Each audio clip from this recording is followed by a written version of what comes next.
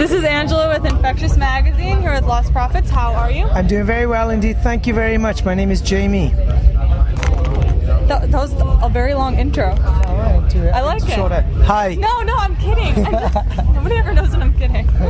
Are you guys upset that part of what you believe... No, don't read it. It's supposed to be a surprise.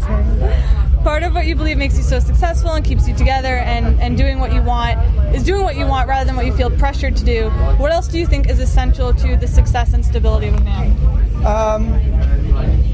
I think you can't do it to be successful. I mean, you don't be in a band to be successful. It's ridiculous. You can do far better, far easier things to become successful. You got to do it because you love it. And then, well, do you know what? If you love it, you're already successful because you're doing what you want. That's a good point. Do you know what I mean? You're like, I want to play music. One of the most important lessons I learned in my life was when I was in university studying art. And I was on like $7 a week. I guess this is going back in a while, but a week, my dad couldn't afford it. I was a poor family, so I had like $7 a week to live off. But I was happy because I was doing what I wanted to do, what I chose to do.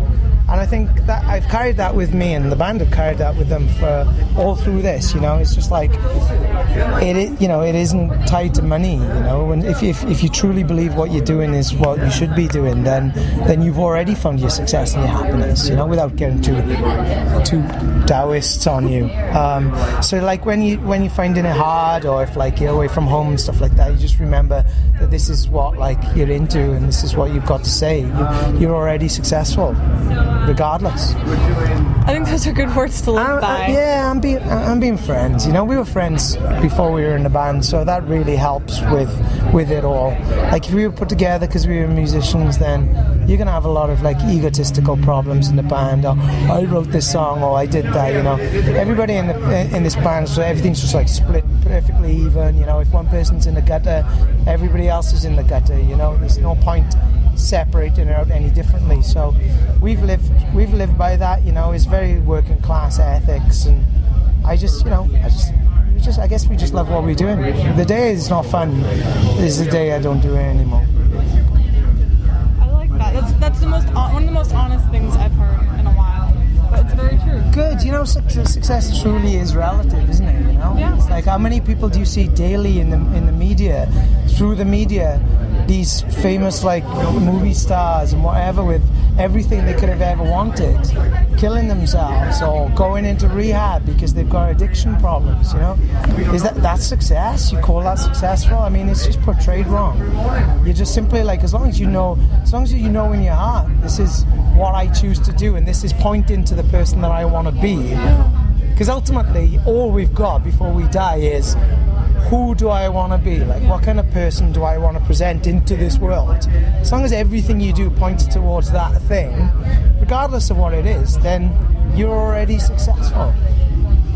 Simple. It's kind of simple, really. When you break it down, yeah, and it makes it easier to follow your dreams. Well, yeah, it's almost like you're already there. So why, you don't even need to change anything. I'm not saying you've got to be totally complacent and you can't have goals or anything like that, but don't waste, like sometimes the problem with dreams, and especially over here in the West, is like dreams are, you set this bar and you just go like blind towards this level or whatever. You don't take a look around while you're doing it. So everything you do ends up being a means to an end or a stepping stone. So you're not aware of how amazing it is, the journey, while you're doing it, because you're so focused on that. So a dream is a good point to aim towards, but only really to enjoy the journey there. So I learned fairly early on, actually that's a lie, I learned about 4 years ago that to stop just kind of thinking that if I do really good on this show, then we'll be able to get to this next level, you know what I mean? Because I felt like I was climbing this ladder, but not looking around how high we've been, looking at the view, so to speak. So every show I play, it may be my last show, and I'm very present when I'm doing it, and ever since I've been that way, life is just spectacular. I'm never needing anything because I've got it all. I really do. Does that sound genuine? Because it is. Honestly, no, I do. I love it. I think it's an excellent way to go into the interview, like just as a start of it. And like I was saying, it's one of the most honest things I've heard, and I really like it. Thank you. I got age and wisdom on my side. I was 37 about 2 days ago, maybe 3 days ago. I was just like, I'm nearly 40. Happy late birthday. Thank you very much. Were you able to celebrate it all? I did. I wish I hadn't. That's kind of why my voice is still a bit hoarse. But yeah, I just try to look after myself. I'm a dad now, so I can't afford to throw caution to the wind like I used to. Whole new set of responsibilities. Yes, indeed. Now, you've talked about the pressure of playing arena shows and being very aware of what you're doing because people paid a lot to be there and they took off work or whatever. So how do you manage to balance having fun and staying true to yourselves with staying professional and respecting your fans in that way? Well, it's an easy trap to fall in to be the opposite of that. Sometimes you can let it get to your head. You start listening to what people are saying around you, or you start listening to the internet, which is a dangerous tool. The people that go on the internet and speak their opinion are the minority generally. So if you got people, if you dictate who you want to be by with the feedback you get from the internet, you're in trouble. So what we were doing, and I was doing this with Ian on our last tour in the UK, we'd sit like in the bus and watch everybody in the crowd as they were going into the venue, because it makes it real. It forces you to see all these different lives, all these people that have gone and bought their tickets and got excited about it and got dressed up, and and the diversity of people at our show, because we've been doing this 12 years, so you've got people our age, but then you've got 15-year-olds as well, because we're still bringing out current music. So you see the diversity, but you see people's faces, you see the enthusiasm, and that just hits it home. I mean, it can be crushing as well. If you're not like a very strong person, you could be like, I know Ian was just going, I can't do this. Oh my God, I'm overwhelmed, because it can be easy just to go out and see a sea of people and just be like, this isn't real. But we were doing that just so that we would appreciate how lucky we were doing what we're doing as well. And it's a humbling experience. And I think that kind of grounding, you have to practice that. Otherwise you can lose your footing a little bit, And we have in the past. I'm guilty of it myself, But just practice being grounded, I think. What was the question? You got it. Something along those lines. Well, you seem very, very aware of everything. And I think trying to be. Yeah. That's why, I get up in the morning and I do my little whiteboard and I try and go and talk to people, again, to see what kind of people are around and just basically, I don't know, just be there and enjoy it, it's not going to go on forever, so why not just kind of absorb it and let it fuel you. I'm sounding very hippie. I like it. Must be age, ever since 37. Yeah.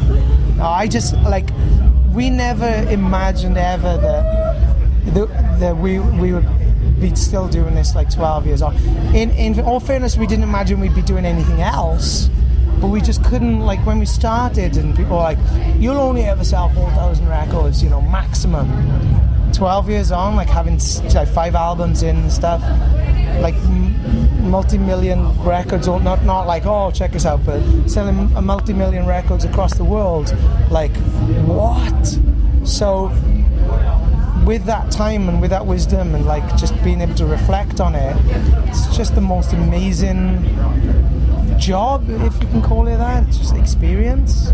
So I just want to live it. I don't want to waste it. I wasted it in the past. I don't want to do it anymore. I just love every day. What's your first musical memory? Listening to, this is way before your time, but listening to Adam and the Ants. Really? Yeah. Big fan. My dad had the album, and I remember, because I'm a painter as well. I do art, and I remember I clearly remember sitting down, drawing in my living room. On this big piece of paper, and I was trying to draw a cowboy, and Adam and the Ants came on, and I was just like, whoa, this is great, because it's all ant music, and it's all chanty and stand to deliver. So different. It was just as a child, I was like, oh, this is fun. So Adam and the Ants was my first musical experience. That's a good one. I like that. And they dressed me up that year, I think, for when Prince Charles and Diana got married. So for the royal wedding when I was a child, they dressed me up as Adam the Ant, and I won the fancy dress contest as Dick Turpin. I was gutted. I was like, I'm not Dick Turpin, I'm not. I don't want this award. Because I knew I was going to be in a band night. Well, I was gutted. I was like, I'm not Dick Turpin, I'm Adam the Ants, man. So, but I took it. There we go. Stories. That's a good one. I like that. I've never heard anyone else mention that. Adam and the Ants. Yeah. He's touring again, you know? Yes, I Isn't that heard. exciting? I'm excited. We won't go there. Sometimes, you know. I mean, it's been a while. Sometimes idols need to Disappoint remain you? idols. Yeah, I've seen too many bands where I've gone, oh, I know. he's a human being. Crushing. Yeah, you know, let your gods remain gods in your mind. And then just to close our questions, if you could tell yourself 10 years... I'm all these questions. Oh, these are just randoms. Through. Yeah. Just randoms. Why are you peeking at my questions? But if you could tell yourself 10 years ago one piece of advice, what would it be?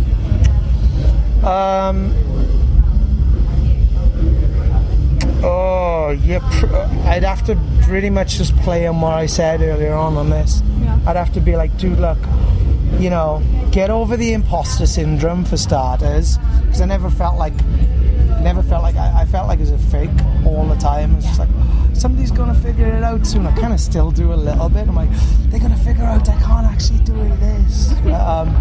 But just kind of don't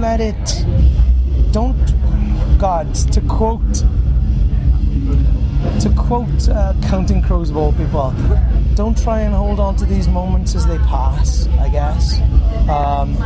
But at the same time, just be fully present and just don't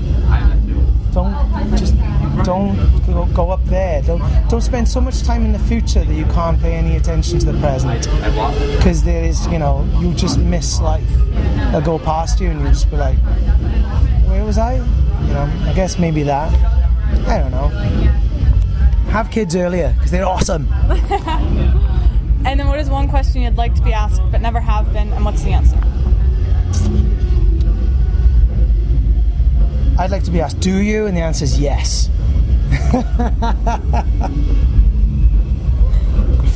And then is there anything else you would like to add?